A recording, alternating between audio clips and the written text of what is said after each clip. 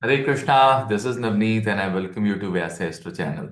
Today we'll learn about how do we understand conjunctions. There are many rules, many protocols, but the most important thing is that we always forget basics. You see, I'll just take one example today and I can probably launch a series to understand all these conjunctions and yogas. What is a yoga? Yoga is when there are two planets, they are conjunct or they are aspecting or making any relationship. It becomes a yoga. It can be a positive yoga, it can be a negative yoga. Positive, you will always feel very good about it. Negative, you call it a dosha. But there's nothing good in Jyotish, there's nothing bad in Jyotish. Everything has a meaning. That's what I keep telling my students and my followers. Talk about Jupiter Ketu conjunction, a very, very strong conjunction between 10 to 12 degrees maximum, from 0 to 12 degrees. If the two planets conjunct, I consider it to be a very, very strong conjunction. Yuti. Now, I was reading that this particular yoga, Brahaspati and Ketu, is considered as Ganesh yoga, Ganapati yoga.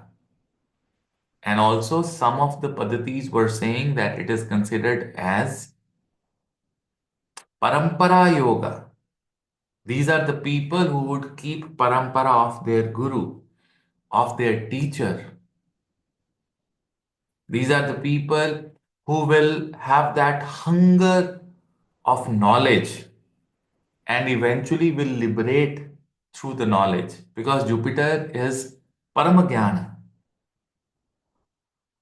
Jupiter is Trikali, who knows about past, present, and future. And then you bring Ketu. People think that Ketu is as bad as Rahu. But the answer is you'll be astonished that even the Swar Bhanu was an Asura, but once Vishnu chopped his head, the Ketu is the sattvic part. And Ketu is where Ketu can give you isolation, Ketu can give you confusions in life, Ketu can give you certain beliefs in life which you are thinking one sidedly. Like when you love someone, it's like a one sided love. That's the energy of Ketu. And a lot of people will call that he's headless. He's not understanding that there's no response from the other side. And that headless love can also liberate you in your life. I'm telling you, I mean, if you understand the deeper meaning. So now you got jnana and you got liberation together. And that jnana is a guru, is a teacher, is the Sadguru that you have. And Ketu is also that research and development. And then you combine this, keep it with you, and you keep giving to the generations. That's the beauty of Jupiter Ketu, the Ganesh Yoga, Parampara Yoga. But when I look at a chart and I see two people getting married, and I see Jupiter Ketu in their kendras or in nice houses, one thing that will stuck to me is that they have a great Parampara Yoga, and both these children will keep the Parampara of family and can make a marriage very, very strong, will respect parents and families and respect each other. But the game changes with the sign in which this yuti is, this conjunction is.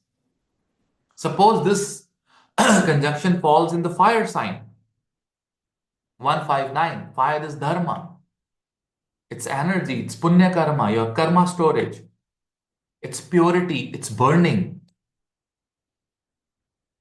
So then this yuti is fantastic.